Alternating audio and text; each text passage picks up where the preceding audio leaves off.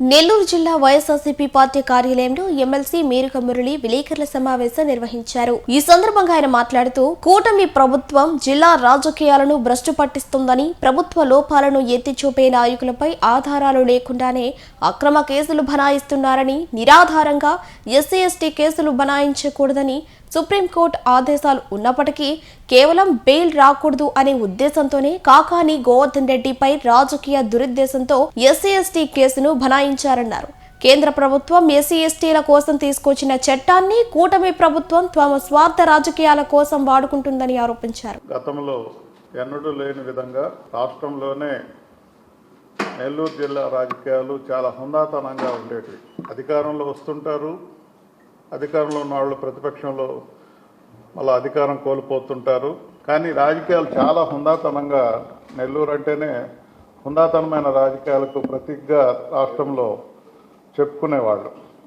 గత 7-8 రోజులుగా మన జిల్లా రాజకీయాలు చూస్తుంటే ఏ రకంగా టార్గెట్ పెట్టి, అక్రమైన కేసులు పెట్టి, నిరాధారంగా ఏ ఆధారం లేకుండా నిరాధారంగా కేసులు పెట్టి ఏ రకంగా వేధించాలి, ఇంకొకరు మళ్ళీ టార్గెట్ చేసిన వాళ్ళని చూసి భయక్రాంతులైపోయి ఎవరు కూడా ముందుకు రాకూడదు, ప్రభుత్వాన్ని విమర్శించకూడదు అనే దృక్పథంతో ఇంత ధమరకాండ చేయడం అనేది కరెక్ట్ కాదు. మీరు గమనిస్తున్నారు సోదరులారా, మా ప్రీతం నాయకులు జగన్మోహన్ రెడ్డి గారు ఎంత పరిపాలన అనేది ఎక్కడ కూడా కులం లేదు, మతం లేదు, అదే రకంగా రాజకీయం లేదు అన్నట్టుగా ప్రవర్తించారు. మరి ఈరోజు చూస్తుంటే కేవలం దోచుకోవడం, టార్గెట్ చేయడం, అడ్డం వస్తుంటే అక్రమైన కేసులు పెట్టడం. మీరు గమనించుంటారు, గోవర్ధన్ రెడ్డి గారు జిల్లా పార్టీ బాధ్యతలు తీసుకున్న తర్వాత ఆయన అనుభవంతో పార్టీని ఎంత ముందుకు తీసుకెళ్తున్నారు. ప్రతి ప్రోగ్రాం కూడా చక్కగా ఆర్గనైజేషన్ చేసుకుంటూ అందరినీ మరి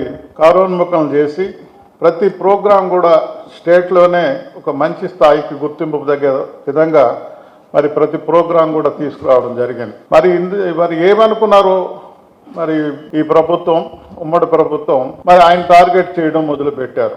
ఎవరో నిరాధారంగా ఒక స్టేట్మెంట్ ఇస్తే దాన్ని తీసుకొని వచ్చి మరి కేసులు కట్టడం, 4వ ముద్దాయిగా ఆయన చేర్చడం, దాని మీద కోర్టుని ఆశ్రయించి ముందుకెళ్తుంటే ఆయన ఎట్లయినా ఇబ్బంది పెట్టాలని ఎంత జిగజారుతనంతో అక్రమంగా అట్రాసిటీ కేసు పెట్టడం అనేది చాలా దురదృష్టకరం. సుప్రీంకోర్టు లేటెస్ట్గానే చెప్పింది, ఈ అట్రాసిటీ కేసులన్నీ కూడా పక్కదారిని పడుతున్నాయి, పక్కా ఆధారాలు ఉంటే తప్ప వీటిని మూవ్ చేయొద్దని చెప్పేసి ఒక హెచ్చరిక కూడా చేయడం జరిగింది సుప్రీంకోర్టు లేటెస్ట్గా. అవేం పట్టినట్టుగా ఆయనకి ఏ రకంగా బెయిల్ రాకూడదు, ఏదో రకంగా ఇబ్బంది పెట్టాలి, ఆయన టార్గెట్ చేయాలంటే ఈ తాటాకు చెప్పులకి మరి కాకాని గోవర్ధన్ రెడ్డి గారు భయపడతారా? ఆయనకు ఒక ట్రెండ్ ఉంది. 2006లో జిల్లా పరిషత్ చైర్మన్గా చేస్తే ఆయన జిల్లా పరిషత్ చైర్మన్ చేసిన వాళ్ళలో ఒక రోల్ మోడల్గా నిలిచారు ఆయన. అదేవిధంగా ఒక ట్రెండ్ సృష్టించుకున్నారు, పరిపాలన దక్షత కలిగినటువంటి నాయకుడిగా గుర్తింపు పొందారు. మరి అదే రకంగా 2014లో ఎమ్మెల్యేగా మన్ననలు పొందారు. 2019లో మళ్ళీ తిరిగి ఎమ్మెల్యే జగన్మోహన్ రెడ్డి గారు మన్ననలు పొంది వ్యవసాయ శాఖ మంత్రిగా వేలాది ట్రాక్టర్లు. మరి ఈరోజు వ్యవసాయం ఆ రోజు గమనిస్తే రైతులు గిట్టుబాటు ధరగానే అవన్నీ కూడా బ్రహ్మాండంగా ఉన్నాయి. ఈరోజు బేరే చేసుకుంటే రైతుల పరిస్థితి అగంత గోచరంగా ఉంది. ఎందుకు వ్యవసాయం చేస్తున్నామనే వాతావరణంలోకి నెట్టేయడం జరిగింది. అంత విశిష్టత కలిగిన వ్యక్తి మీద మరి జిల్లాలో పార్టీ బలోపేతం అయిపోతుంది, మనం ఏం చేయాలనే కుట్రలో భాగంగా ఆయన మీద నిరాధారమైన ఆరోపణలు చేస్తున్నారు. నేను ఒకటే ప్రశ్నిస్తున్నాను, ఎస్టీల కోసం వాళ్ళకి ఇబ్బంది కలగకూడదని ఒక అవినీతిమైనటువంటి చట్టం తీసుకొచ్చింది కేంద్ర ప్రభుత్వం. అట్రాసిటీ యాక్ట్ని ఇంత దుర్యోగంగా చేయడం అనేది నిజంగా జిల్లాలోని ఎస్సీలందరూ కూడా చాలా బాధపడుతున్నారు. న్యాయబద్ధంగా జరగాల్సినటువంటి అట్రాసిటీ కేసుని రాజకీయ దురుద్దేశంతో, వక్రమైన ఆలోచనతో, మరి నేరపూరితమైన ఆలోచనతో ఈ రకమైన వాతావరణం సృష్టించడం కరెక్ట్ కాదు. ఈ రకమైన వాతావరణం సృష్టిస్తుంటే మీరు కోలుకోలేని చాలా మూల్యం చెల్లించుకోవాల్సి వస్తుంది భవిష్యత్తులో. గతంలో కూడా మరి గోవర్ధన్ రెడ్డి గారి నాయకత్వంలో 10కి 10 సీట్లు రావడం జరిగింది. హిస్టరీ రిపీట్స్ ఇట్ సెల్ఫ్ అన్నట్టుగా తిరిగి మరి అదే వాతావరణానికి తీసుకొస్తున్నారు. మీరు తప్పకుండా కోలుకోలేనటువంటి దెబ్బ తగులుతుంది మీకు. ఎక్కడికి వెళ్ళినా కూడా ఈరోజు మంచి విశిష్ట కలిగిన నాయకుడి మీద ఈ రకంగా వేధిస్తున్నారు అని అందరూ కూడా మాట్లాడుకుంటున్నారు. నాటకీయ పరిణామాలు. నిజంగా లా అండ్ ఆర్డర్ని కాపాడుతున్నటువంటి వ్యవస్థ ఎంతో గొప్పగా ఉండాలి. అలాంటి వ్యవస్థ 20వ తేదీ కేసు రిజిస్టర్ చేస్తున్నట్టు చెప్పారు. 26వ తేదీ నుంచి ఆయన ఓపెన్గా ఇక్కడే ఉన్నారు. పార్టీ ఆఫీసులో 4 రోజులు ఉన్నారు, ఇంటి దగ్గర 2 రోజులు ఉన్నారు.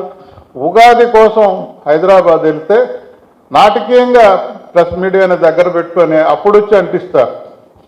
ఇది ఆ వ్యవస్థకి కరెక్ట్ కాదనేది నా భావన. విశిష్ట కలిగినటువంటి వ్యవస్థ లా అండ్ ఆర్డర్ని సమంగా చూడాలి, అందరినీ గౌరవించాలి.